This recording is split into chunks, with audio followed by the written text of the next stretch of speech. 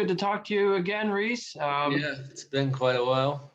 Today is December 11th, 2021, and this is the EricSwahnRacing.com podcast with Reese Wacker. This is number 71, I believe. So thanks for coming on, talking about an hour or so. And didn't have any agenda today. Just wanted to talk to you, get to know you a little bit more, and help share your story. Maybe you could talk about your sponsors a little bit, that kind of thing.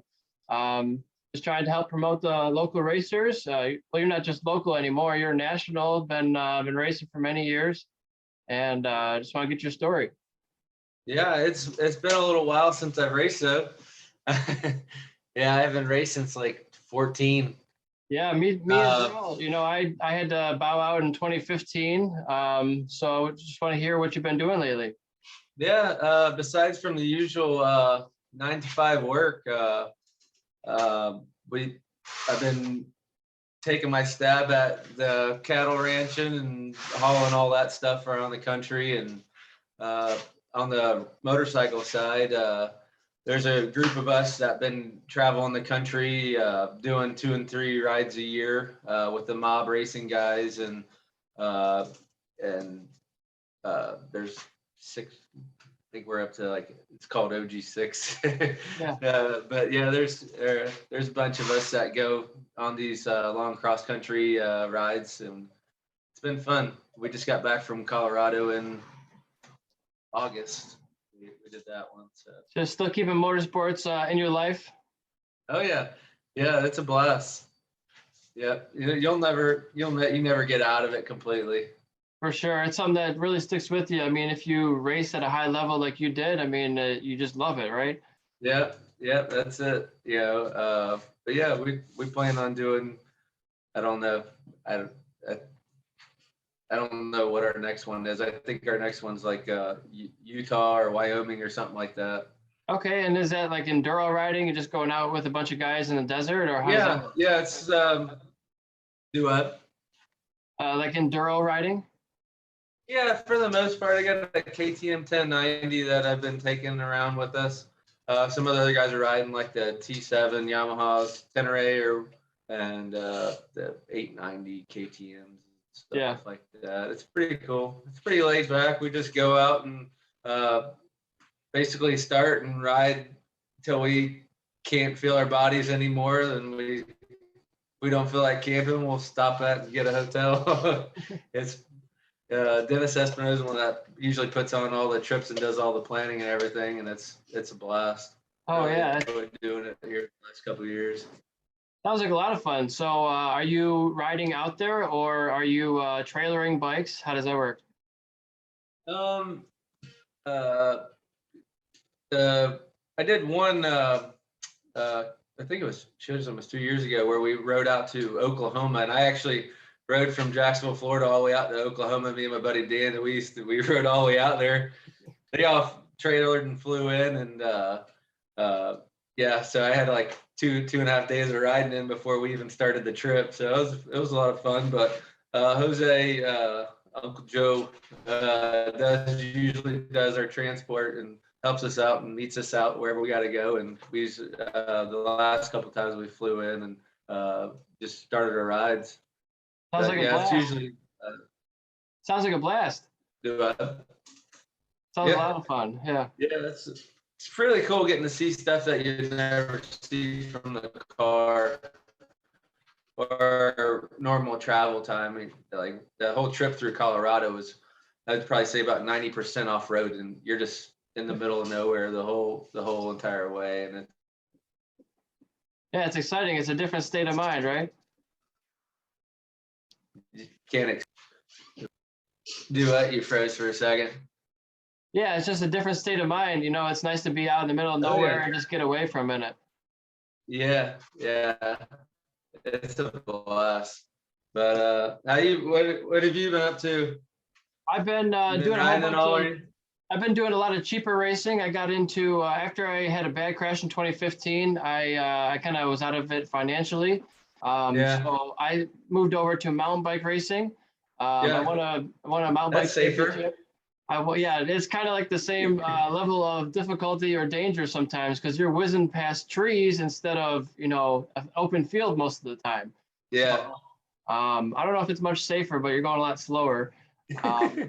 And then I'm also doing karting, just at the local league night type of stuff. Yeah. Rented a higher powered go-kart, like a 125 Yeah, two-stroke. shifter cart. It's just a step below shifter, but still fast as hell, like 80, 90 miles an hour type of thing. Yeah, that's awesome. 30 horsepower tag cart. Um, Yeah.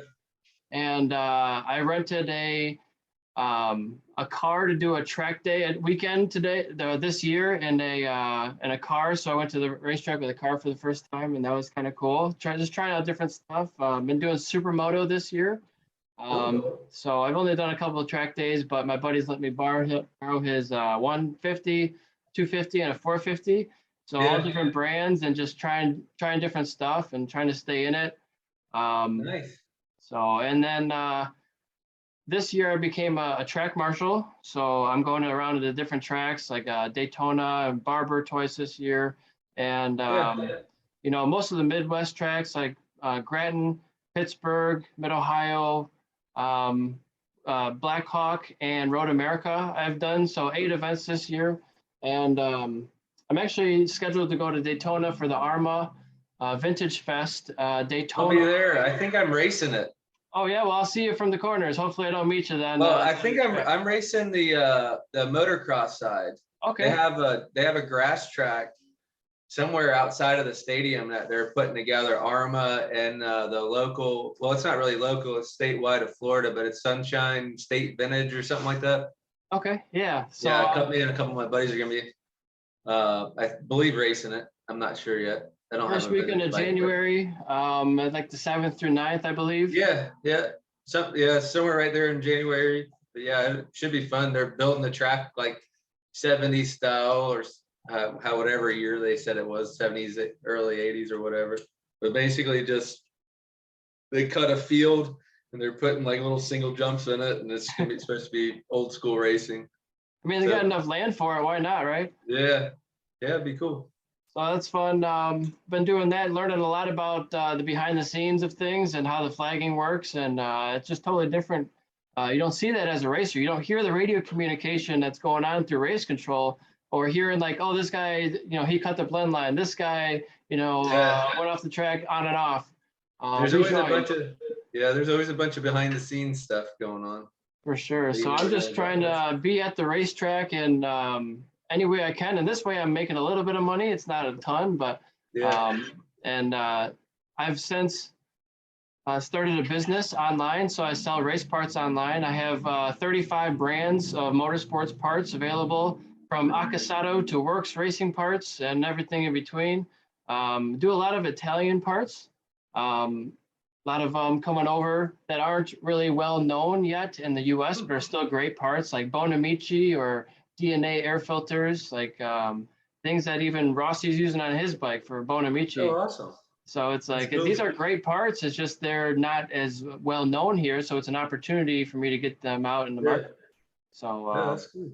I mean, everything from Akrapovic or Akrapovic exhaust to M4 exhaust, Spark Italian exhaust. So a little bit of everything, man. Just trying to do this full time now, selling parts and doing this podcast to help promote it, because it's hard to get your name out there. So this is kind of free advertising.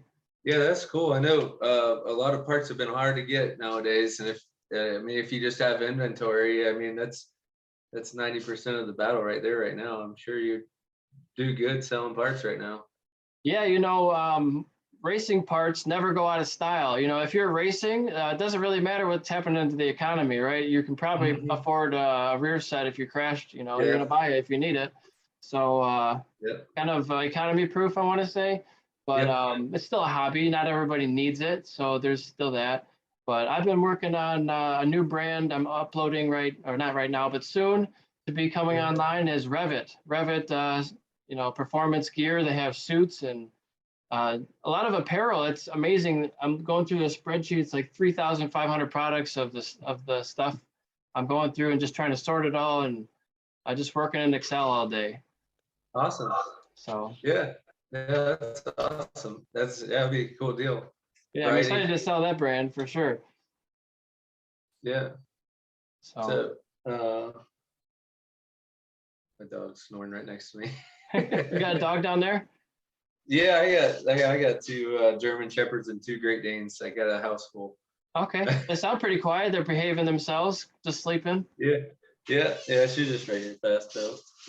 But anywho, yeah. So you're gonna be down there in January at Daytona.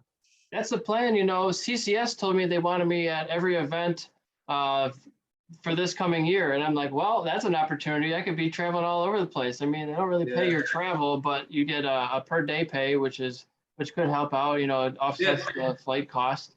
I was just looking at flights. It's like $230 for a flight from Michigan to Florida. That's not too bad. Yeah, not bad at all. I mean, just hanging out at the track's worth it in itself. For sure. I haven't been at the track, and I think the only tracks I've really been to is Daytona here. I think I went a couple years back. It always seems like every time Daytona's in, something goes up, and I'm always working or somewhere halfway across the country doing something. But man, I'm supposed to race that ARMA. I think the ARMA race right there in January. Should be fun. that banking there is just ridiculous. We did a track walk, went around with like a pace car, and had all the marshals like go to different stations and look at the track.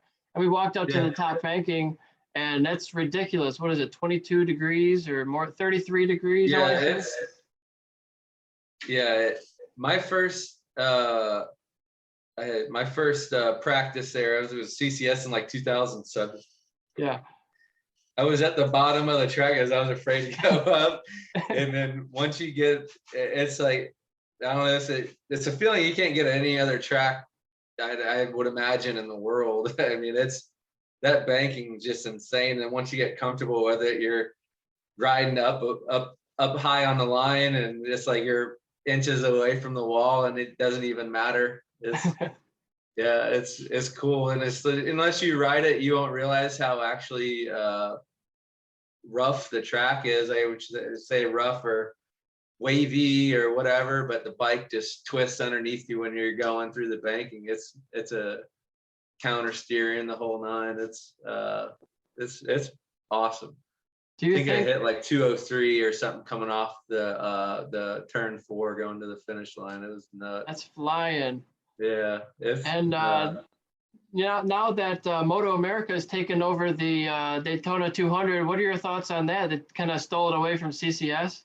It is what it is. I just wish they would get on the promotion side. That's one thing that road racing's lacked.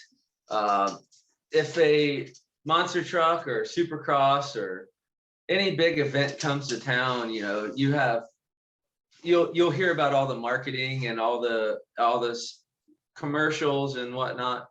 But me being an hour and a half from Daytona, unless you're there or a racer or about motorcycles, that's the only way you'll really know about the racing there. And that's what I just wish that whoever takes it over, that they keep the sport alive and really, put forth more effort into promoting it to where, you get talk and hype and more, you get more spectators, and because that's really what just drives the sport up and gets more gets it out to the public. Yeah, you almost need to do like a press run where you go to radio stations and TV, like news stations and billboards and online ads, and trying to get the word out, grassroots advertising through all the racers, promote it and that kind of thing. Yeah, that's like what it's whoever takes it over, but that's but like I think I went through AMA, DMG, and then I can't remember who took it. Was it Moto America that took it over after DMG, or if it went back to AMA? It's been so dang long, I can't remember off the top of my head. But Yeah, we've been through a bunch of them, and yeah. they all pretty much run the same, but just promotion's a real big key, and letting their riders actually promote themselves within the series, you know. Yeah. Yeah, and it seems like the attendance and viewership is getting better, so that's always a good step for road racing. And we got a couple Yeah. U.S. guys going overseas and doing well with Cam and Garrett and Joe, and now we got Sean going over there. So hope I didn't forget anybody, but I'm sure there's a couple guys in the UK or other national series in Spain. And wasn't it Kenny Noyes? Was doing really well overseas in the CEV for a while. Yeah, I'm not too sure. I'm a I'm kind of an odd bird. It's like from motocross racing and super bikes and whatever. It's like I'm the one that just likes to do it. It's like, but as far as like watching it on TV, I've probably watched like 3 MotoGP races my entire life. Yeah. So it's like I'm not good at preaching what I think, taking my own advice and promoting it. But well, you're doing it. It's different. I totally understand. Yeah. Like I'd rather do it than watch it. But if I can't do it, I'm gonna watch it. Right. Yeah. Even some of the races that were back when it was actually televised on was it CBS, I think it was, or whatever. It was like I'd watch a little bit of it, and it would just like get my blood going, and it's like, yeah. It's super hard for me to be at the racetrack and not be riding. But I'm like, I'd rather be here than not be here, Yeah, that's true. I gotta say though, with all the racing that I did and everything and getting out of it, it's like that we put everything into our racing that I don't have any regrets anymore about, getting out of racing. We put everything into it to where like all my buddies still try to get me to come do track days and stuff. And it's one of those things, like once you put it in your head that, you're done doing it, it's time to move on, start families and whatever.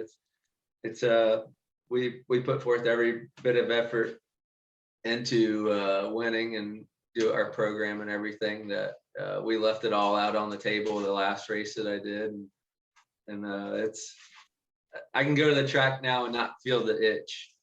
Well, that's good. You got it out of your system, so to speak. Yeah. So, but yeah, that's why we just take it easy doing that cross country stuff, and it's a blast. It's no pressure, which is weird. So for people who don't know, tell me a little bit about your history and your accomplishments from road racing and motocross and riding and everything. Yeah, I started off in late 90s here in North Florida.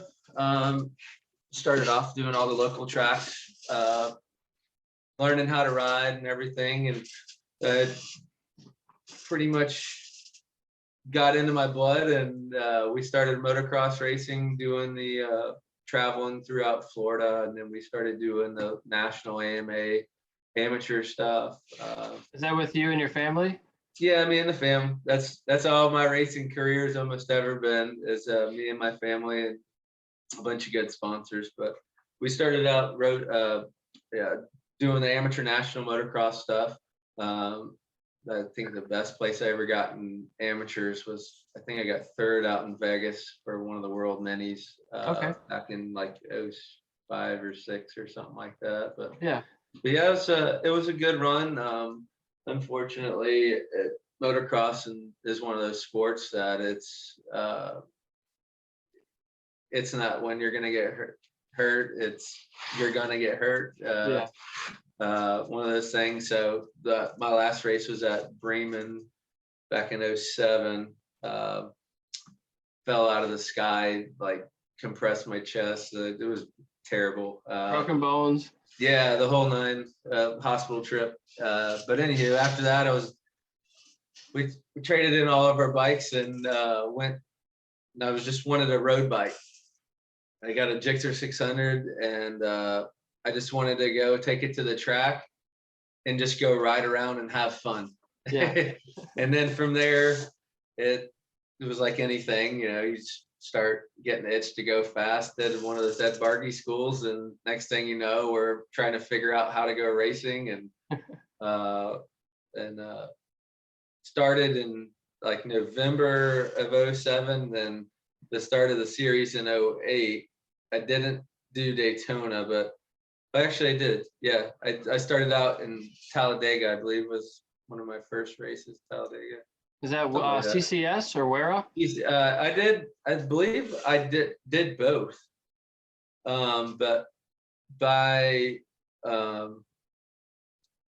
the October Daytona race was whenever I believe I had my first series of starting to win in the novice class. I think I won 2 or 3 or something like that. And from there, I only spent like 6 or 8 months in the novice class. And then I did the same year I went to expert at the Miami Homestead race.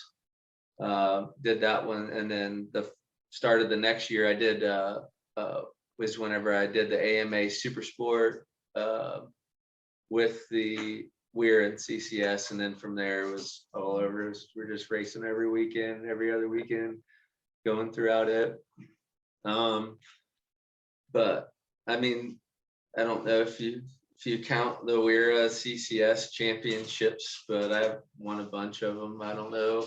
I won all the 600s, won every race on the 1000s, all the championships or whatnot.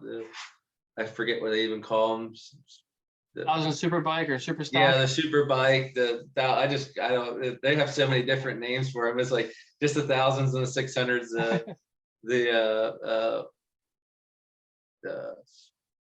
What is the fast class? Is it A or C or something like that? A super bike or B super bike would be 750s. Super bike and super stock or whatever. But yeah, we won a lot. I think somewhere around like 13 or 14 or something like that. Throughout the couple years. 13 national expert titles. Do what? There as 13 national expert titles. Yeah. That's amazing, man. But yeah, it was fun. It was a blast. We met a lot of good people. A lot of them I still keep in contact with, and it's weird getting out of it because I have my lifelong friends that I've had here in town, but I've met some of the best people racing, and that's like whenever you get out of it, you like don't really know what to do. Yeah, you've been so dedicated to something for such a long time. Yeah. And it's such a niche community. You don't really see those people many other places, right? Because everybody's it's like it becomes like a second family. Your track family or whatever. Even though you're competitors, you watch out for everybody, and even when you're off the track, it's everybody hangs out. It's everybody's with one another, helping everybody out. That's what it was a good thing. But getting out of racing, it's hard to you're not getting bikes ready, you're not getting engines and suspension done and all the above, and you wake up Saturday and you're like, all right. You got so much more time on your hands. I guess we're gonna cut the grass again. Yeah. Yeah. So. But you said you got a family now. You're settling down a little bit. I got a boy and a girl right now, and I have another one on the way. He's due in June. That's exciting. It's coming up. Yeah. So yeah. But yeah, my boy's 8 and my daughter's 3. But yeah, the last time I raced was whenever he was like 5 or 6 months old at Daytona and up at Barber. Yeah. It's cool.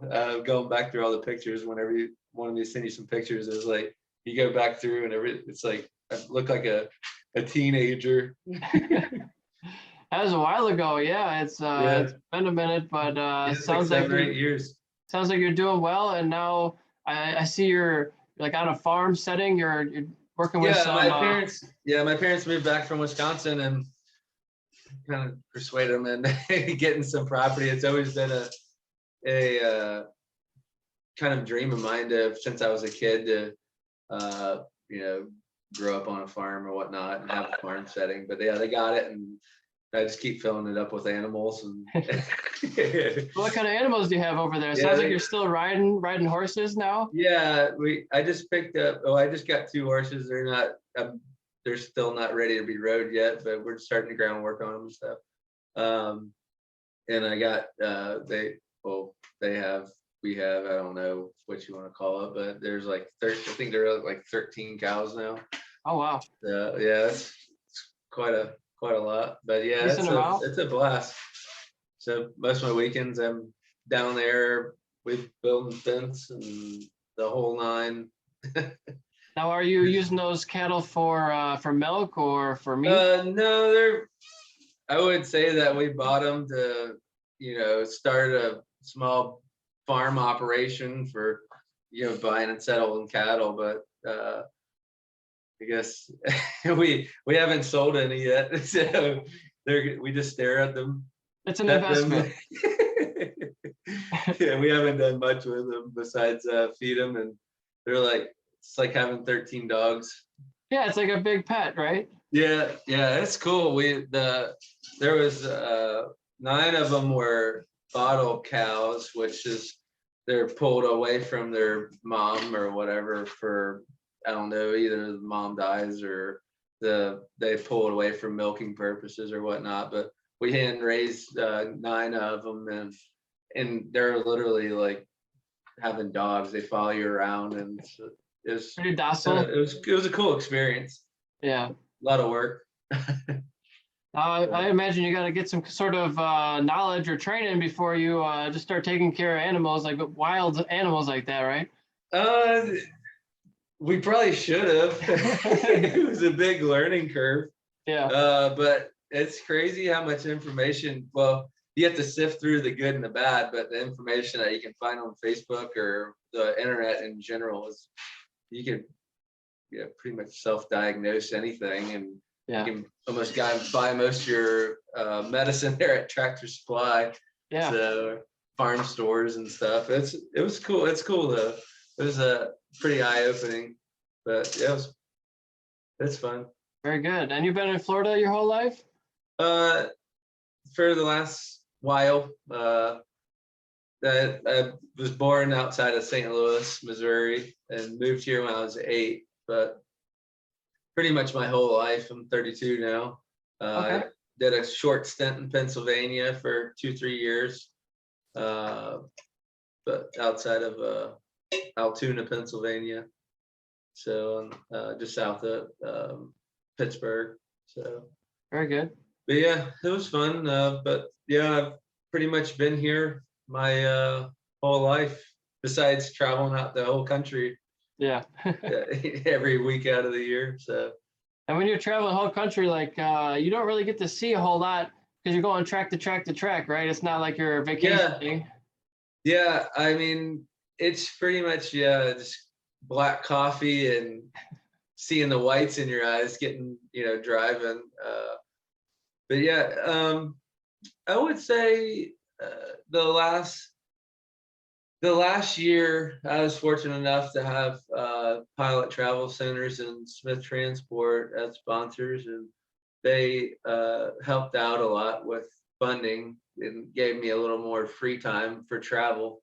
The whole time I raced, I always had a full-time job. So it's, we were always stretched, like me, my mom and my dad all had full-time jobs, and we all worked basically 2 full-time jobs, racing and working. Yeah. But yeah, we would stretch it to the last minute and leave at the last minute just so we could, keep our paid time off, to a minimum, stretch it out for the whole year. Yeah. But yeah, the last year, we really got to like not be as stressed for time, so we'd be able to leave, and we went out to the lagoon around of Moto America. Was pretty cool. I hauled ass out there. It was like I got out there in like 2.5 days or something like that. But after we left Laguna, it was we stopped along the whole I-80 and threw mountain bikes out. Me and Mike Godin, we rode all the way around somewhere around like Lake Tahoe and Salt Lake City and Park City. It was a blast. That's pretty cool. Were you normally a trailer and sleep in your trailer type of guy, or a van guy, or hotel? We from racing at a young age, we started off with a fifth wheel travel trailer that had like a little garage in the back, and then once we wore that one out, we got a motorhome with just a 20-foot trailer. The last couple years of racing, Smith let us borrow their big race hauler, so I had that big black race hauler with the matching trailer in the back. Yeah. But yeah, we just stayed in the motorhomes and whatnot, unless it unfortunately would break down, and we'd haul ass out there with a pickup truck and Sure. whatever we had to do. Just get it done, right? Yeah. One year we were getting ready for the Road America round. We left sometime during the week because we had to stop up at the Jordan place out of East Troy, Wisconsin, to get either pick up a bike or get a bike worked on or whatnot. Our motorhome broke down in Gary, Indiana. Wow. And not the greatest of spots to break down in. It's pretty out there ghetto. But yeah, we spent the weekend in Gary, Indiana, waiting for my dad to come up with the pickup truck, and we just left our motorhome, got it towed out somewhere, some dealership, and we picked up with a pickup truck and kept on going. So, but a lot of fun stories like that. It's just, oh yeah, happens all the time. You ever experience riding or racing in the snow? I haven't. I know a lot of the northern guys do the ice racing and the hill climb, snow climb, or whatever that is. It looks like a blast, but no, I haven't had. I shouldn't say that I haven't had an opportunity, but I really haven't, had time. It takes a lot to put something together, but I've always wanted to. Yeah, for sure. There was a track day I went to years ago, probably 2013, and it was in probably late April. And I left my house. It was probably 60 degrees, and I went to the track in West Michigan, and it was a blizzard. And really?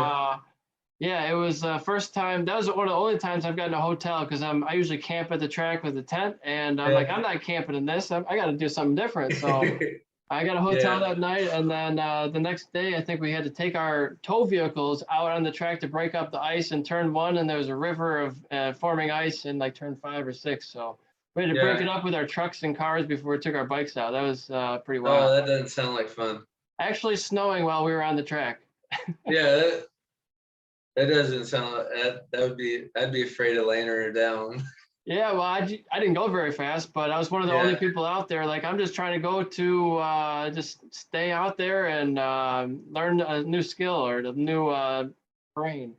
Yeah, I believe one of the AMA rounds at Road America one year, I think we had snow flurries one year.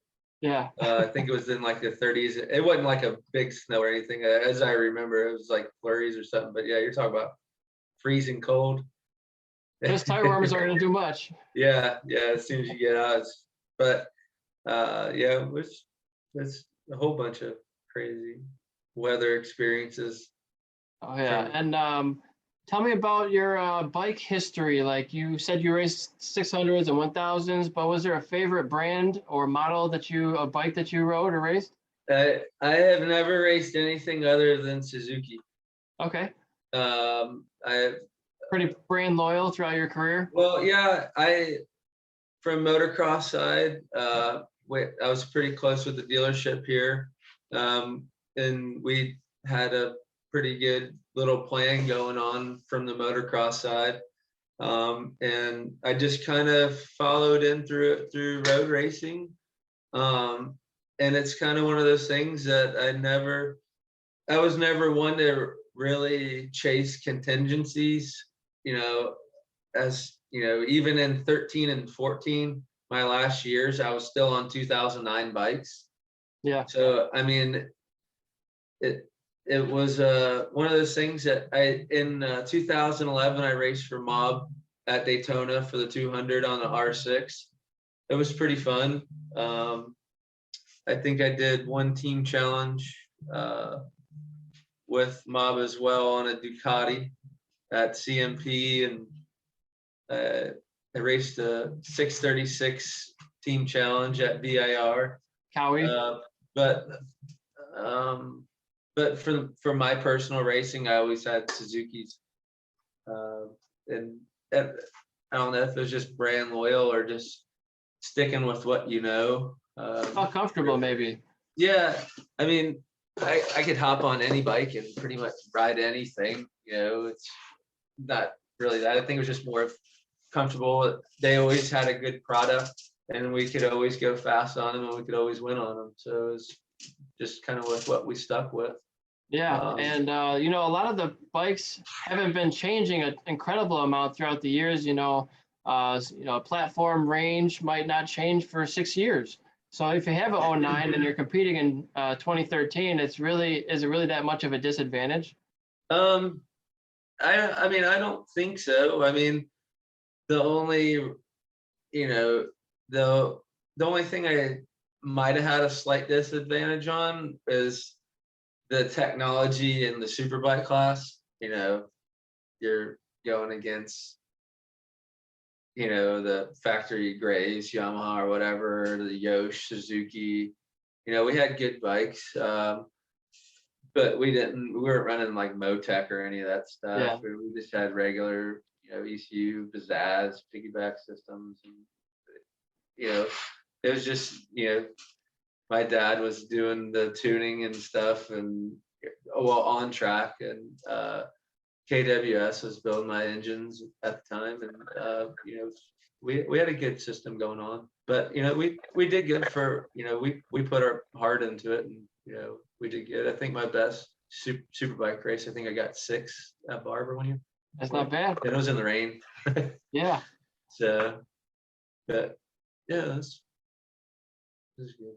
Was there any trick parts or little bits and pieces that you wish you had on your bikes? All of it. I don't know. Like a thumb brake or like a extra It's camshaft kind of one of those things upgrade? you don't know what you're missing unless you had it. Yeah. I don't. I don't really know. I rode with what I had, and what we made everything work. And hold on one second. But yeah, I don't really know. We had good bikes, we're comfortable on them. As a matter of fact, it was like my first super bike I had. They were both 09s, but the first one I had was a super stock bike, and then my second one was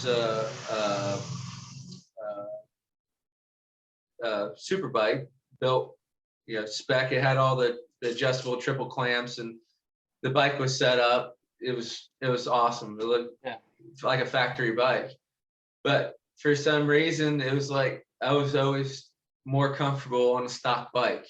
I don't know why. I always turn like my fastest lap times on it. And maybe ergonomics or power delivery or something? I don't know. It would just, there's no rhyme or reason for it. It's just more comfortable on it. Yeah, I got you. Yeah, it doesn't make sense. But yeah, it was I don't know. It was can't explain it. Everybody would be like, "Why aren't you racing? Why aren't you racing that one?" I was like, "I don't know. I just can't get it dialed in." Sometimes it's just your confidence, or something's in your head, or no. I guess probably. Looking back at it, it's probably just I had more time on one bike than I had on the other, but yeah. Or who knows, maybe one of the front rims had a wobble or fork was slightly bent, or who knows? No, I think it was more going into the turns. I could get one to point and shoot wherever I wanted to put it. And the other one, it was more nimble. It worked a lot faster. Okay. Than what the stock bike did. It would flick really fast. And, Yeah. Handle more. I guess you could say it was better. It would turn like when you're going into a turn, it would flick real fast and be really twitchy. And the other bike was more, I could put it wherever I wanted to, and it stayed more calm riding. But it was fast on both bikes, but it's just. Yeah. I understand. Yeah. It's such a fine tuning, thing. There's such like an infinite amount of settings you can change on these bikes. Oh, I'm telling you, it never ends. But I had a good suspension tuner, Tim Gottschall. He did everything.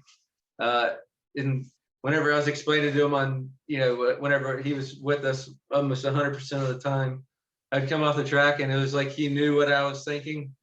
So if and usually he would laugh because it would be the exact opposite of what I told him to need to happen. Yeah. So if I needed more preload or whatever, if I felt like the bike needed to be more stiff, or he would be like, okay. And he just at the end of it, he wouldn't even tell me what he's doing. And I trusted him 100%. And we had a bond that was, he just, I guess if you have so much time at the track with somebody, they just adapt to how you know what your lingo is and everything. And he would make it perfect. Yeah. So is there any resources or places you would point people to learn more about suspension setup or tuning or anything like that?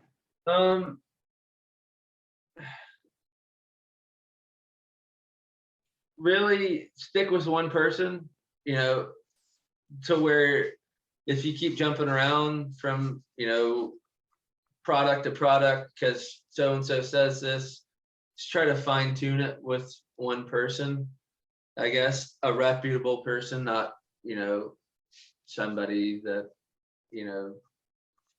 whatever, but, I would say all the guys at the track, the reputable suspension guys, I personally know almost all of them. They're all helpful. Before Tim, I had worked with Race Tech, and I've worked with Owens, and I tried the K-Tech stuff, and I just kind of really fine-tuned everything with Tim. But all of them are helpful. They really all have an abundance of knowledge that's really ungodly. Yeah. But they're really good. But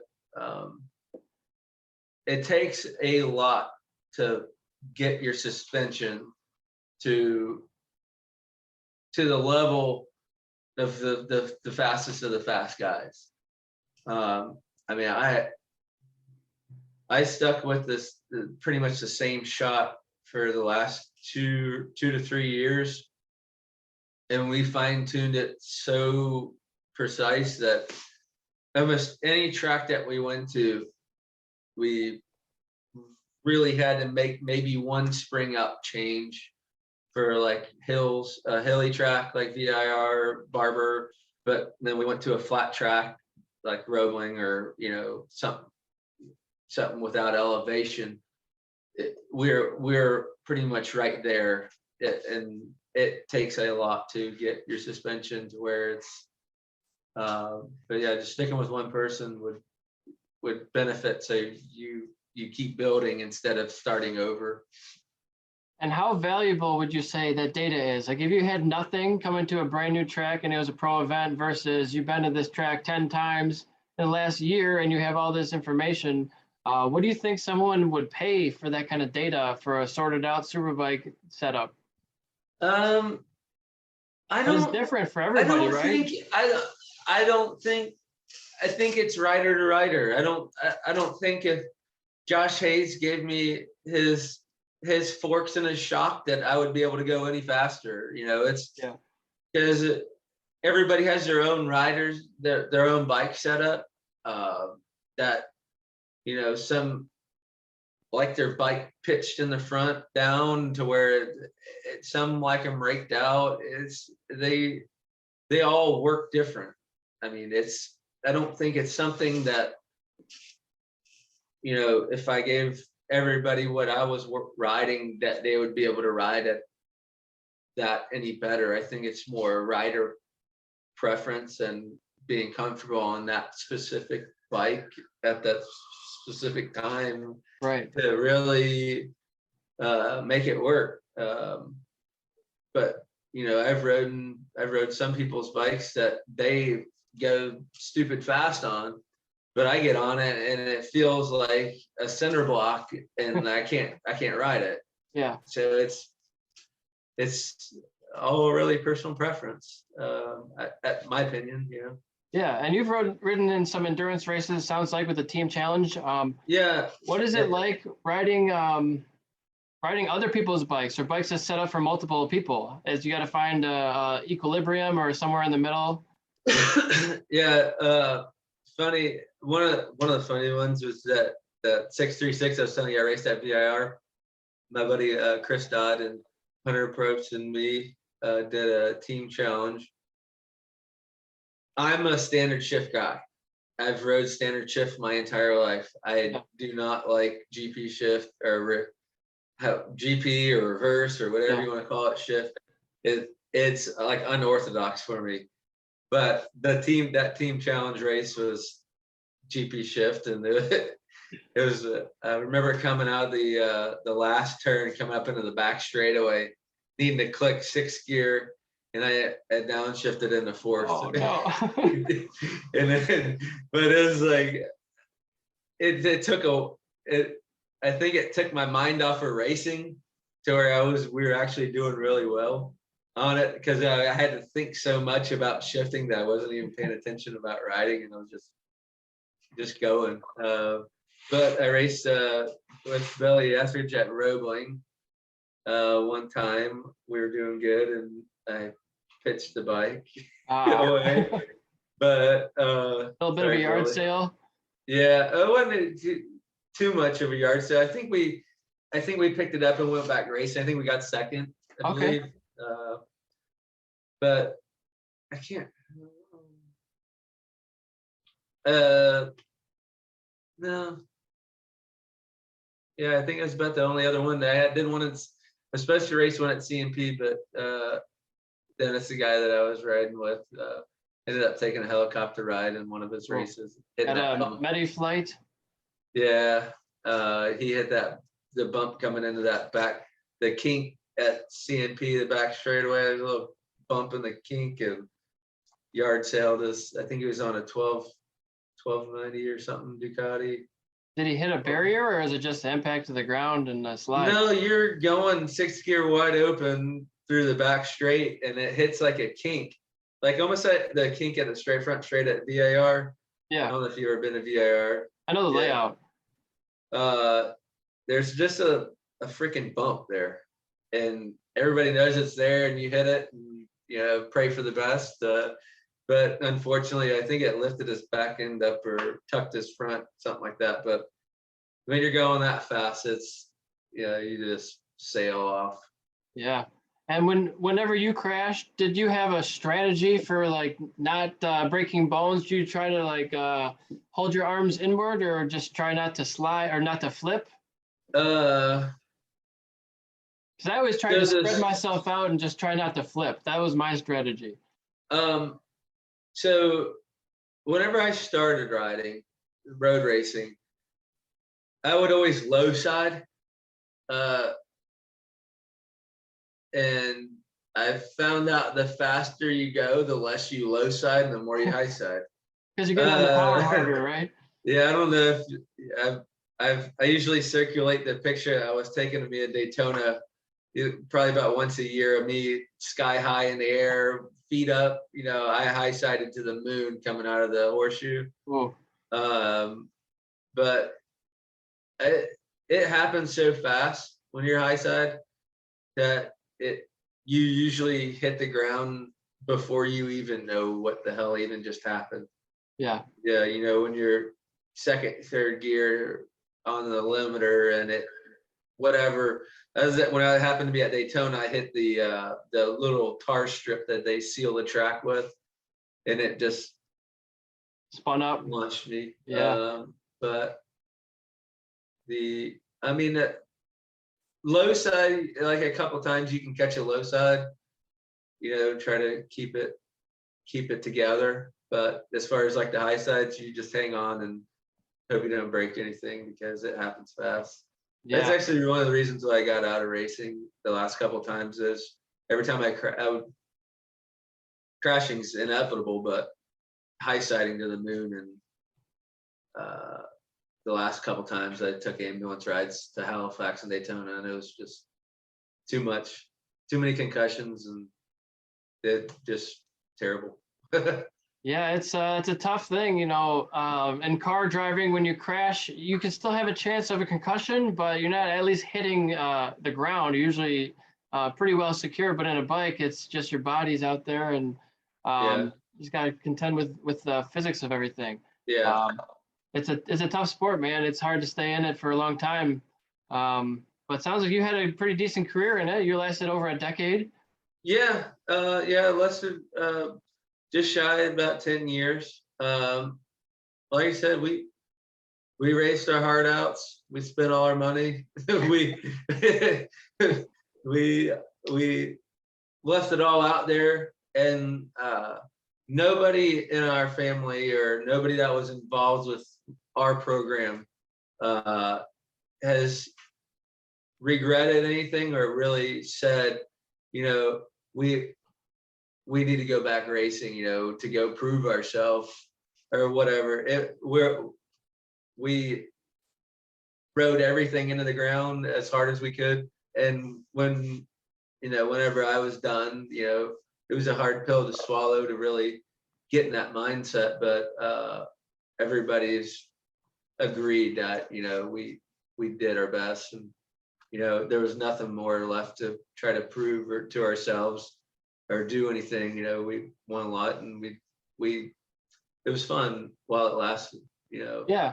Now, do you see yourself trying to steer your kids into a motorsports type of activity, or do you want to have them do baseball, soccer, that type of thing?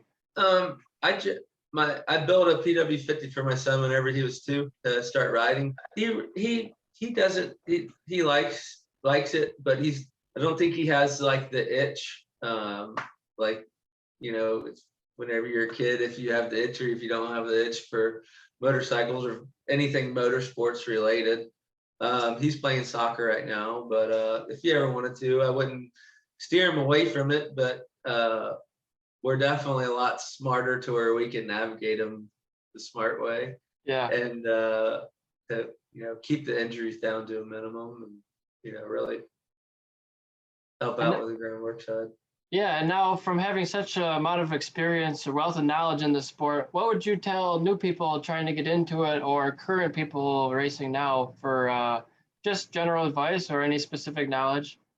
You want to get into road racing, don't go out and buy a brand new bike and take it to the track. I made that mistake.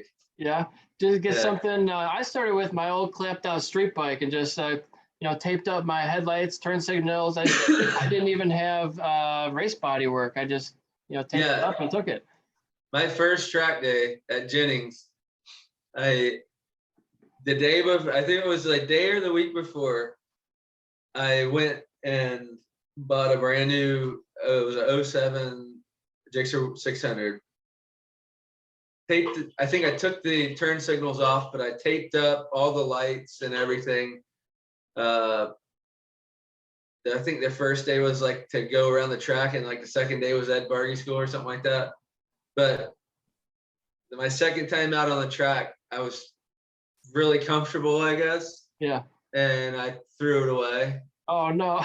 Brand new bike, straight off the showroom floor, threw it away. Later I found out, you know, how expensive stock plastics go for, you know, how much you can sell for.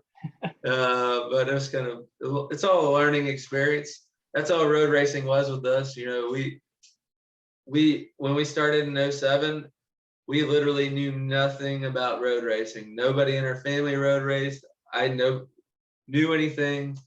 You know, we looked at the tires. Everybody said that we needed race tires, tire warmers. We knew nothing about it. As a matter of fact, you know, the race tires are like Z-rated or something like that. The tires that come stock on the bike are Z-rated. So we're like, I mean, it's the same thing, right? Yeah, same thing. You know, knew nothing about anything. But it was, now, when you started, did you have tire warmers? Because when I started, I didn't even have stands or tire warmers. I just had a kickstand even in novice when I started. Yeah, everybody there was a couple of people at the dealership that told me I didn't need tire warmers or tires or anything and just go out and ride. Yeah. After like my second time out on the track, when I was feeling comfortable and I crashed, you know, you make the ride of shame back at Jennings, you know, and the they crash drive truck. you all the way through the pit and everybody's like, ah, you know, but everybody comes up to you and you're like, you don't have tire warmers? What kind of tires are you running? Oh, you don't have, you know, this, that, or the other? Like, dude, I don't know anything. Like, we're just some motocrossers freaking you already trying to had make a it little work. bit of knowledge coming from motocross, but in motocross there's no tire warmers, there's no bike. I mean, there's a center stand, but not really bike stands. Yeah, I mean, it helped me out immensely throughout my career, I would say, racing motocross. But it's a whole different feel. Yeah. You know, found out quick that you got to be easy on the back brake on the track. You know, motocross is exactly opposite. You know, it's but as far as somebody wanting to get into the sport, by all means, don't go out unprotected. You know, I've had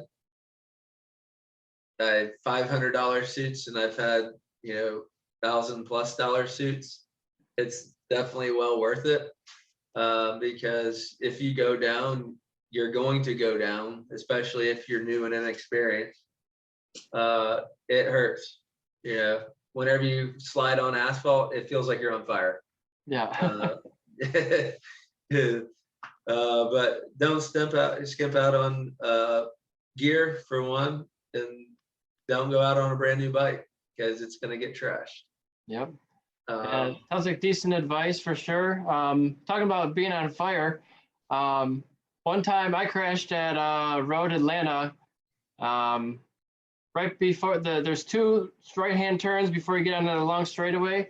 Yeah, I think. Yeah, I crashed in the first right-hand turn, coming up after the big hill and all that, and I tried grabbing the ground because I thought I was going way too fast into that gravel trap. So I was grabbing the ground with my hands, and I had blisters on every single one of my fingers from just the heat. It didn't go through the glove at all. Just the heat generation from trying to grab the gravel and the pavement just blistered every one of my fingers. Yeah, I remember one time, I believe I was at Jennings.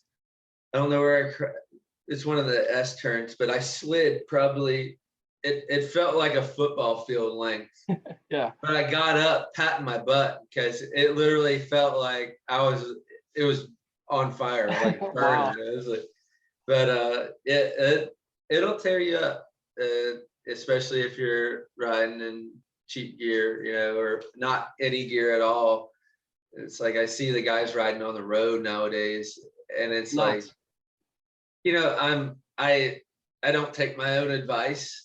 Yeah. You know, I'll take my bike out in a t-shirt, whatever, but I know what the repercussions are.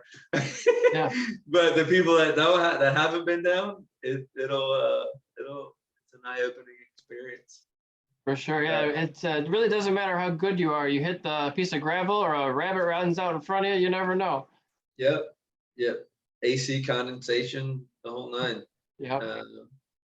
But yeah, it's I encourage everybody to go to the track at least once, because once you go to the track once, road riding isn't fun. Yeah, it totally changes the game. Yeah.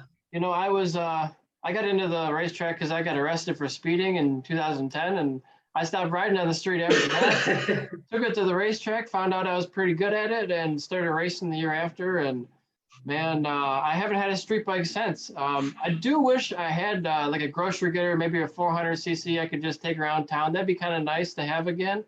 Yeah. Something that really won't get me in trouble too much. You know, I don't want a 600 for the street. It seems like it's overkill now. Yeah. But yeah, I'm just trying to save my money and help. Hopefully, my business sells enough that I can fund racing again. My main goal is to get back into motorcycle road racing and do WERA Nationals and hopefully Moto America at some point again.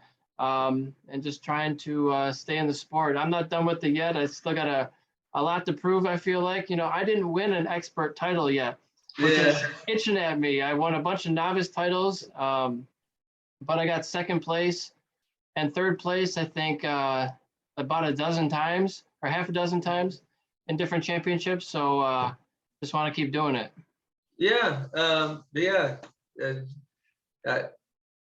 Good on you. Yeah, it's you know, everything's possible. You put your head to it, you can go out there and do it. It's a lifestyle. For sure. The hardest part is just funding it all. Yeah, and it really is.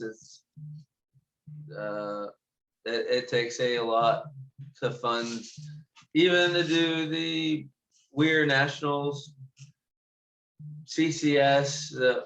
It's the faster you go, the more money you spend. Yeah. You know, the last, you know, whenever, you know, I would say I got somewhat fast. If you want to win, you gotta have new tires. You know, every time you go out on the track, you're on new tires, and you can save a front. You know, you can do one or two fronts or one or two rears to a front, but that the caliber of winning, you know, it's just like a mindset, and it's like every ounce of money that you think you have is going to go towards it, just to make sure that you can accomplish that. Right. And unfortunately, you know, like motocross, you can go out on a clapped out bike that's got bald tires, hasn't been rebuilt in, 50, 60 hours. It's, you're losing compression. You can still go out there and, ride your heart out and win. But unfortunately, road racing is, you gotta have, top notch engines, suspension, your tires, the whole nine. And it takes a lot to do that. For sure. And something like I mentioned a little bit before is the supermoto. I found that the smiles to dollar ratio is off the charts. I mean, it's super cheap. You don't go through tires. And it's a whole new ball game for me. I'm not used to slick tires in the dirt and jumping. That's totally new. Yeah, I haven't. That's one thing I haven't tried. I haven't tried supermoto or flat track yet. Okay, yeah. But it, coming from motocross side, it would kind of weird me out a little bit going up a face to the jump and losing grip in the dirt. But I haven't tried it yet, so I don't know exactly how much traction there is or there isn't. But yeah, it's kind of interesting. Yeah, well, I've fallen over a couple of times, twice in the dirt, and one time right after the dirt. Just there's still dirt on my tire, and I'm spinning up the rear too much, and it's just a totally new ball game for me. And I wanted to ask about how many tires. I mean, it depends on what track and what organization you raced with, but About how many sets of tires you think you used on a typical weekend? 5-6 sets. That's up there. Yeah. I mean, if you want to be competitive, if you're going out every you're talking qualifying. like probably, I think our tire bill was probably somewhere around like $1,500 to $2,000 for a weekend, right? For just a club race. Yeah. That's wild. Daytona is double that, if not, triple. And do you think it's interesting that Daytona's feature event is a 600 class? I mean, it's kind of cool that 600 is now the main deal, but do you think they'll bring back the super bikes, or is it too fast for the banking there? As far as the 200, I would not. I would be afraid to ride a 1,000 there for a 200 mile race. It's just too much degradation. Obviously, since I've gotten out, the R&D into tires is probably, I would think, is a lot better. But we were boiling tires in like 5 laps on thousands. Wow. To where the rubber would start coming off the tire, and like start separating. Yeah, like in chunks. But I mean, Daytona is one of those things that I was a little more on my toes, on the banking and everything. You don't want to be afraid of racing, but it was always in the back of my head, if the bike starts feeling odd, it's really not worth losing yourself over, it was always in the back of my head at Daytona. Yeah. Obviously I always rode my heart out, but whenever you get off the track and you got chunks of rubber missing off your tire, it's kind of eye-opening, Sure, yeah. You want to live to race another day, but you want to do your best. Yeah, for sure. But it was, it was good. It was fun while it lasted. It was a blast. We loved it. Yeah. Heck yeah. Did you ever race internationally, like Canada or Mexico or anything like that? No. So I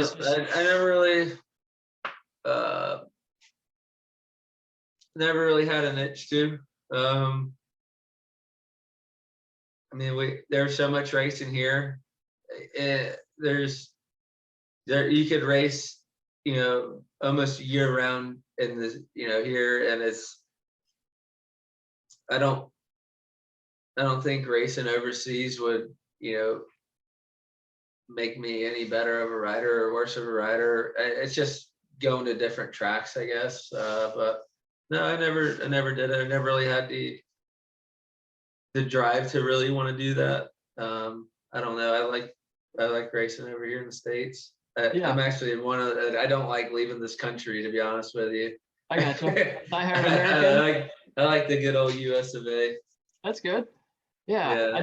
I ask, it's really close for me being in Michigan, and there's I think a Canadian race not too far away from here that I could attend, so that's why it's on my mind. Yeah, my daughters are crazy. Hey, no worries. I didn't hear what you said the last time. Oh, there was just Canada's not too far from here, so that's why I asked about the international stuff. Yeah.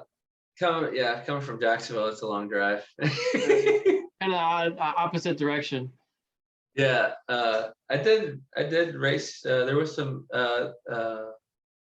his son, I believe, racing Suzuki. I don't know, Dumas. Oh, Alex Dumas, yeah. Yeah, I raced with his dad. One of the Weir National Series. But yeah, very good. About as close to racing in Canada as I did. And was there anything on your mind you wanted to talk about today that we haven't covered? No, it's been so long since I really sat down and talked about road racing that it was like, yeah, you want to go on the podcast? I was like, hell yeah. I was like, what do you want to talk about? I don't know. I haul cattle now. Yeah, that's pretty cool. That's cool. I just always remember you being one of the big shots, the guy to beat, or one of them for sure. At the races when I remember seeing you at Barber for the GNF, I believe in 2012, and you were just killing it, man. It was just it was a cool time and a cool scene. Yeah, I really love doing it. And I don't know, it was a blast. It's a lifestyle. Getting out of it's definitely, it's like I would compare it to like getting out of prison. You get out of prison, you're used to this life. In prison, you get out of prison, it's like, not that racing was prison, but comparing it, it's like you see the daylight and you're like, what do? You're not getting bikes together. You're not anything. You got to reintegrate yourself into society again. Yeah, really. It really is like that. It took me a long time to really get out of that. But so, for me, I got out of the sport not on my own accord. I was kind of forced to financially, and that's a little bit of a burden. It's tough when you can't do what you want to do. It sounds like you're on good terms with it. So how do you deal with, or how do you cope with, losing all that adrenaline or all that excitement, not having that anymore? What is that like? Oh, we still have adrenaline. Yeah. Yeah, we like I said, we still do the off-road KTM, off-road rides and stuff, and we being like 10, 12, 13,000 feet up on a cliff. Yeah. Racing with all your ex-racer friends, and it gets your blood going. And I still race motocross. I have a motocross bike behind me, but I haven't rode in a while. But whenever I get the itch, it usually gets me in trouble. Yeah. But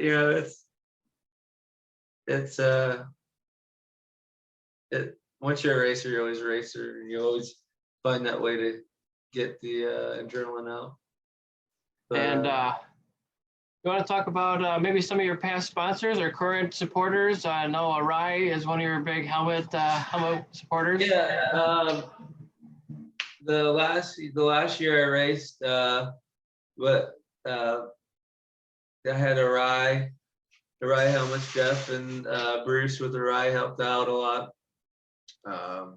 They were always there with the helmet whenever I banged my head. You were the same for motocross? And it kept me safe. I'm still here.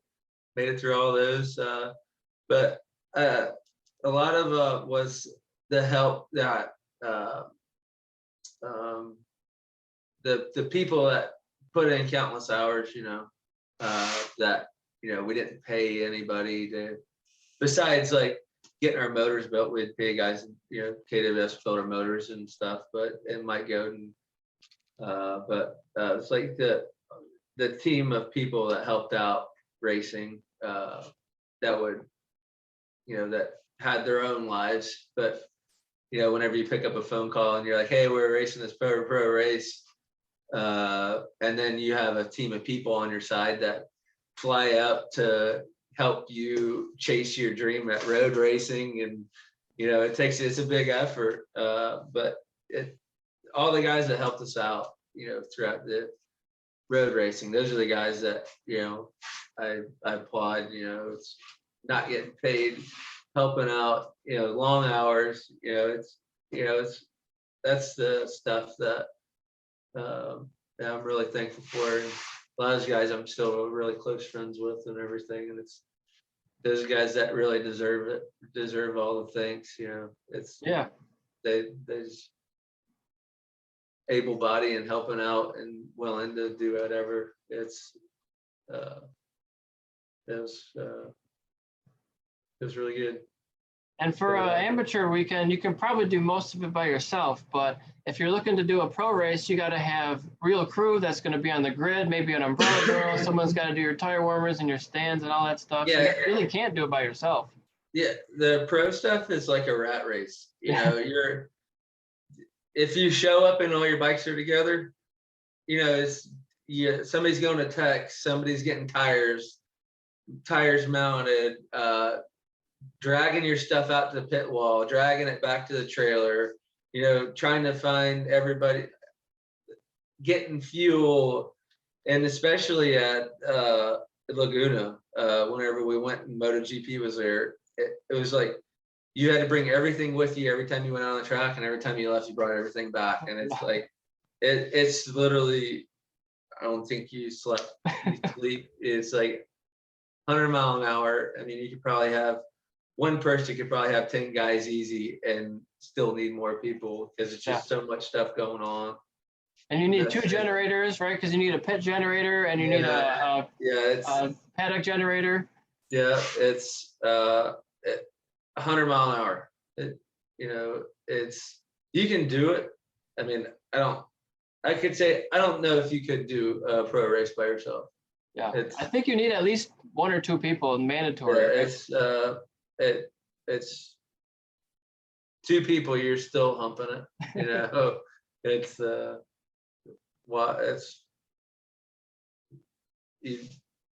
you can't have enough help. For sure. You know, talking about Laguna Seca, I just talked to Dustin Coyner of Track Days and CRA organizations out in California and the West Coast there.